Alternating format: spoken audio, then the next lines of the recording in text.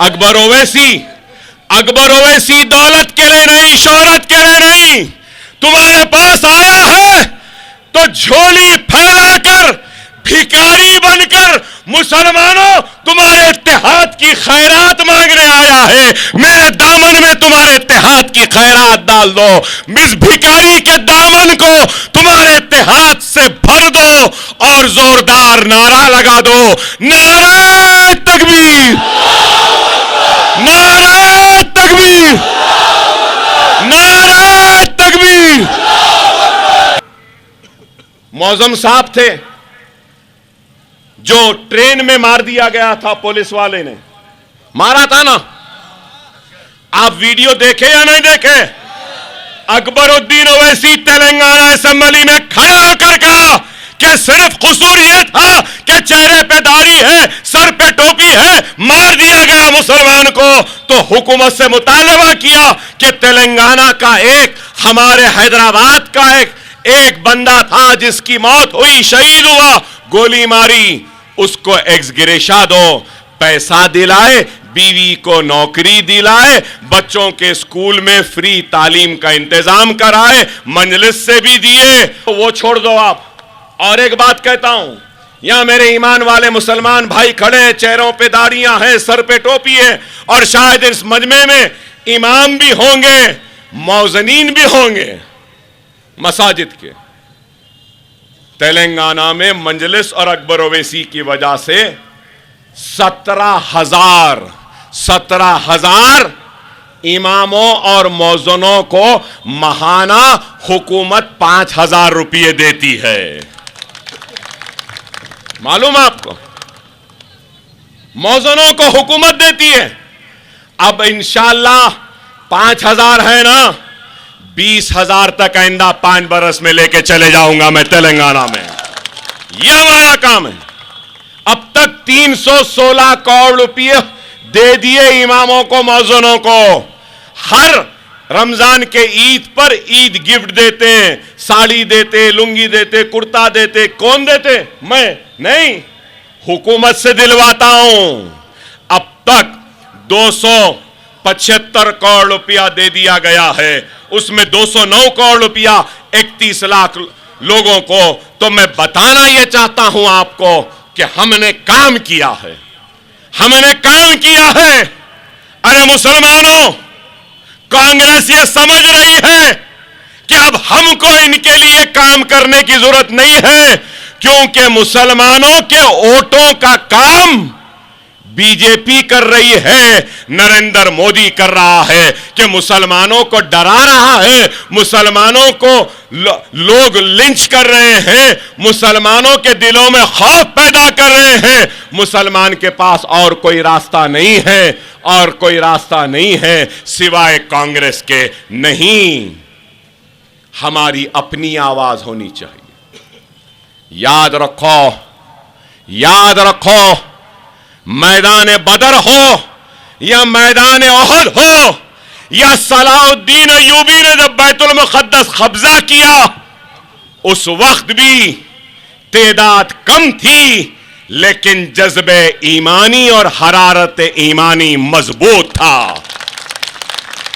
तेदाद मायने नहीं रखती, अज़म मायने रखता है, हौसला मायने रखती है, हिम्मत मायने रखती है। अज़म हो, हौसला हो, हिम्मत हो तो दुनिया की कोई ताकत तुमको शिकस्त नहीं दे सकती, नहीं दे सकती।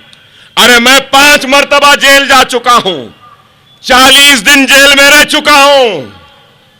जिस तरीके से हथकड़ियों, बेड़ियों में रहने वाले मुसलमानों को गोली मार दी गई थी, मुझे भी मारने के लिए जेल में ये कांग्रेसियों ने, मैं सो रहा था तो बिच्छुओं को डाल दिया था, लेकिन अल्लाह ने उठा दिया और बिच्छू को मार दिया और जिंदा हूं।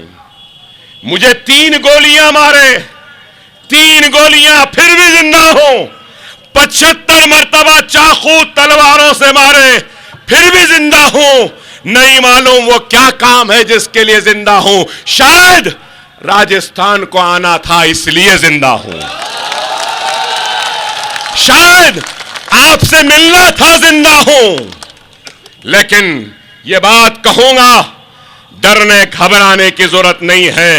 न बीजेपी से डरने की जरूरत है, न नरेंद्र मोदी से डरने की जरूरत है। मुसलमान जो कलमा पढ़ लेता है तो वो सिर्फ अल्लाह से डरता है और किसी से नहीं।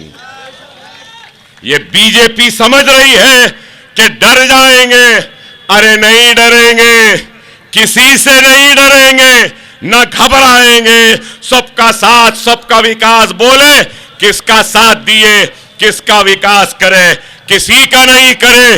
अब हम आए हैं और हम मुसलमानों का, सिखों का, ईसाइयों का, हिंदू भाइयों का, सबका विकास हम करेंगे। अरे नरेंद्र मोदी, तेरा दिल छोटा है, तेरे दिल में हमारे लिए जगह नहीं, लेकिन हम मुसलमानों का दिल इतना बड़ा है कि हमारा दिल के दरवाजे और हमारे दफ्तर के दरवाजे सबके लिए खुले हैं, चाय वालों के लिए भी खुले हैं, मेवे वालों के लिए भी खुले हैं। जो बड़ाई है, जो भी काम कर रहा है, उन सब के लिए खुले हैं। भाई क्यों ऐसे आप अब बोलेंगे मैं बोला, मैं नहीं बोला, आप बोले, आप बोले। अरे लेकिन फिर भी डरने घबराने वालों में से नहीं है। जब एक चाय वाला वजीर आजम बन सकता है तो मुसलमान बच्चा भी डॉक्टर बन सकता है, इंजीनियर बन सकता है, क्योंकि हिंदुस्तान के दस्तूर ने सबको बराबर का हक दिया है। नरेंद्र मोदी, सोनिया गांधी, राहुल गांधी, गहलोत, तो सुन ले, हम दूसरे दर्जे के शहरी नहीं हैं। ये मुल्क मेरा था, मेरा है, मेरा रहेगा। इस मुल्क पे दाढ़ी वाले का भी उतना ही हक है जितना माथे पे तिलक लगाने वाले का है। ये मुल्क सबका बराबर का था, बराबर का है, बराबर का रहेगा। ये मुल्क किसी के बाप की जागीर नहीं है। ये मुल्क हम सब हिंदुस्तानियों का है, हिंदुओं का है, मुसलमानों का है, सिखों का है, ईसाइयों का है, सबका है। गॉड को मानने वाले का है, भगवान को मानने वाले का है, अल्लाह को मानने वाले का भी है, और जो भगवान गॉड अल्लाह को नहीं मानता उसका भी ये मुल्क है। चलो आओ हम सब मिलकर एक हो जाएं, मुनज़्ज़म हो जाएं, मुत्तहिद हो जाएं। अकबर ओवैसी ने आज जो बीज बोया है, ये बीज कल नहीं तो परसों, परसों नहीं तो तरसों जरूर एक फलदार दरख्त की शक्ल इख्तियार करेगा, और इस फल से हम सब इस्तेफादा उठाएंगे। मैं इतनी दूर आया, आपसे मुखातिब हुआ, बस मुझे एक चीज चाहिए, देंगे?